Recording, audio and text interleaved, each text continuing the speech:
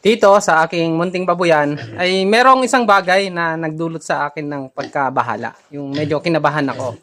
Kasi ngayon ko palang na-experience etong bats na to.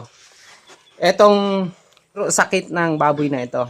So nung una, kinabahan ako. Ang nasa isip ko, wala na, finish na. Baka sa bagay na to malugi na ako. Ang bilis ng panahon, ang bilis na nag-deteriorate yung nangyari dito sa aking mga alaga. Ang binabanggit ko mga paps ay yung bukol sa aking mga alaga. So kung nakikita nyo yon, meron yung bukol doon sa may bandang suso. So nung una, sabi ko, ano kaya ito? Wag ako sa technician ko. Kaso, sad to say naman, 3 linggo na. Yung technician ko, hindi pa rin pumupunta dito sa akin. Nung una kong nakita, yung bukol na tumubo sa aking baboy, kinabahan na ako. Ano kaya ito? Sakit kaya ito? Hindi ko pa nakikita yung iba nun. Nag-research pa ako kung ano nga ba itong bukol na tumubo sa aking baboy. So, papakita ko sa inyo ano ba yung binabanggit ko na bukol. Pakita ko ng klaro. Itong isa nito, kung may bukol ito. Tingnan natin. Yun o. Yun. Doon sa may kanyang pusod. Ayan o. So, nung una, maliit pa yan. Tapos, kita ko, lumalaki. So, isa na yan. Dito sa kabila, meron din. Yung labang na yon, meron siyang bukol doon sa baba. Ayan o, laki. Ayan. Ito naman ay magdadalawang buwan na itong mga baboy ko na to. So, ganyan na po sila kalalaki. Ito, may 1 buwan na rin. 1 buwan na natin, 1 linggo. Medyo malaki-laki yung bukol niya. Yun, oh. So, dito sa mga magkakapatid na to, 2 bale yung meron. So, total sa mga alaga ko ay 4 ang merong bukol na ganyan. So, out of 17, etong batch ko na to, 4 yung nagkaroon ng bukol. So ayan mga paps, ganun yung sistema ko. Naglilinis muna ako bago ako magpakain ng tanghalian. Kasi itong mga baboy ko na to, 3 times a day ko muna sila pinapakain. Ngayong starter stage na kasi sila. Ang program ko dito, pre-starter 3 times a day, starter stage 3 times a day. Pagdating na ng grower stage, siguro doon i-practice ko na sila na twice a day nila ako magpapakain.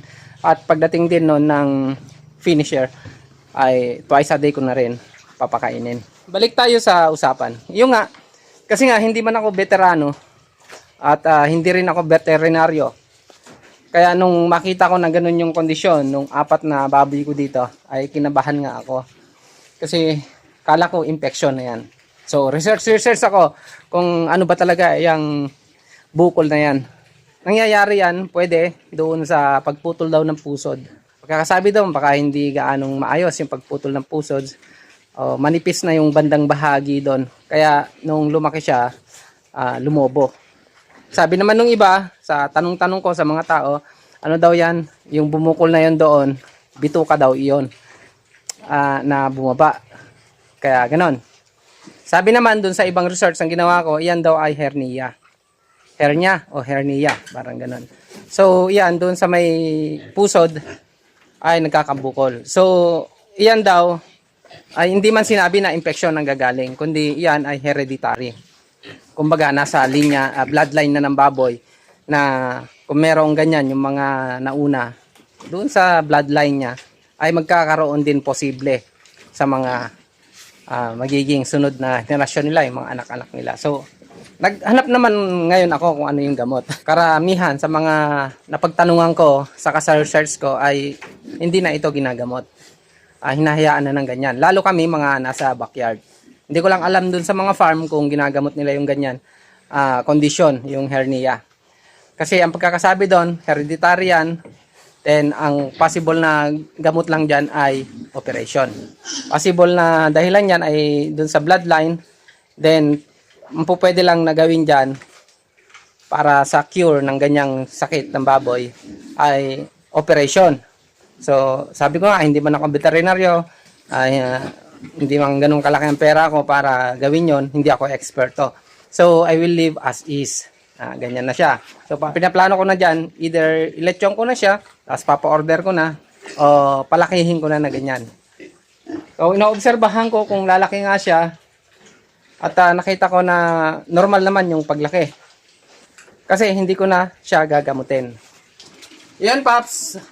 Dagdag ko pa dyan, ang pwede nating gawin ay i-isolate natin yung merong kaso ng hernia.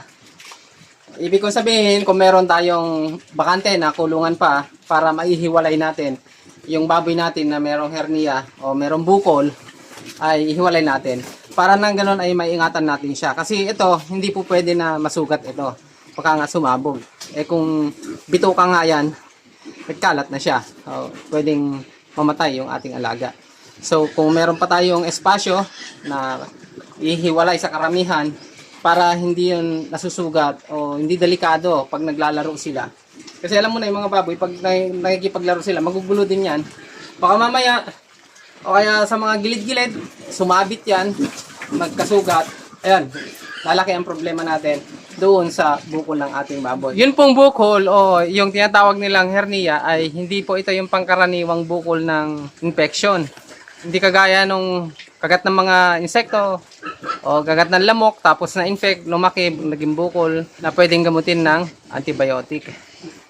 Pwedeng iyon ay pwedeng operahan, sugatan, tapos palabasin kung ano yung laman, saka gagamutin. Ngayon, itong hernia ay hindi pala ganon. Kumbaga, hindi siya pwedeng sugatan. Hindi rin pala siya ina-applyan ng mga antibiotics. Ang gawin na lang natin, yung ingatan na lang natin pagka merong ganong kaso ng ating mga baboy. Gaya nga nung nakita ko dun sa aking research ay ang tanging paraan lang yan ay operasyon. So kung hindi natin yung gagawin, hayaan na lang natin na lumaki na ganyan. Hindi ko lang alam kung meron niyang epekto sa paglaki ng ating mga alaga. Ayan o, laki. So far, bahala na si God. Iwan na lang natin sa kanya lahat ng ito. Sana naman ay hindi tayo malugi. Ang inaalala ko lang, ito namang mga buyers natin.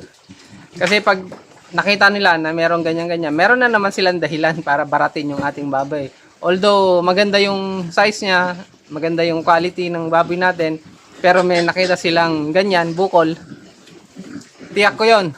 Isa na naman yan yung dahilan para baratin nila yung ating mga alaga. So yan, sineshare ko lang yung bagay na yan for awareness sa mga kasamahan natin sa backyard. Although sa panahon ngayon, nalulugi tayo lalo. Kaya kinabahan nga talaga ako. So i-share ko lang na pag meron tayong ganitong kaso, tayong mga hindi veterinaryo, hindi bihasa sa pagbababoy pa, ay huwag tayong kabahan. Kasi yan pala ay wala talagang sadyang gamot. Siya nga pala, ang bentahan ng biik dito sa amin ay 6,000. May makukuha ka rin na 5, pero yung medyo parang napagpilian na. So, ang mga presyo ng aking mga biik dito ay 6,000 bawat isa. Kaya kinakabahan talaga ako pag nagkakaroon ng sakit. Nga pala, i-share ko ng konti sa inyo mga paps kung magkano ba yung lihan ng baboy dito. So, ang live weight dito ngayon ay 160, 170. Naglalaro siya sa ganon. Ngayon, titingnan natin kung pwedeng makabawi tayo. So, tingnan natin, pag-usapan natin yung prices ng feeds dito sa lugar namin. Sa iba-ibang lugar, magkakaiba yung prices. Hindi ko alam kung bakit. Pero dito sa amin, ito yung prevailing price. Yung pre-starter ay 1,500, 25 kilos lang yon. Yung starter ay 2,050. Ayun, isang brand yun. Meron pa mas mahal dyan. Kumbaga, dito lang ako sa brand na to kasi ito yung afford ko ba. Saka ito yung nasimulan ko sa kanila. Yung grower ay 1,980. Tapos yung finisher 1,950. So, yan yung yung presyo ngayon sa kasalukuyan ng mga feeds dito sa amin. Yung iba mas mahal. Pero hindi ko nababanggitin kung ano yung mga brand ng mga yan. Itong batch na to, 17 heads na alaga ko. Malamang sa malamang. Hindi man siguro ako malugi, ano lang ako dito. Siguro mabawi ko lang yung pinuhunan ko. Yung pagod ko wala na dito kasi sa baba ng live weight ngayon. Eh syempre, dagdag mo pa yung angkat ng gobyerno, di ba? Ang dami-daming umangkat ng gobyerno ngayon ng mga imported na baboy.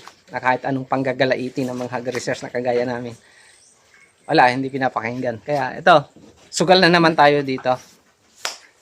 Anyway, yan muna pa ang mababahagi ko sa inyo. Magandang araw and happy farming.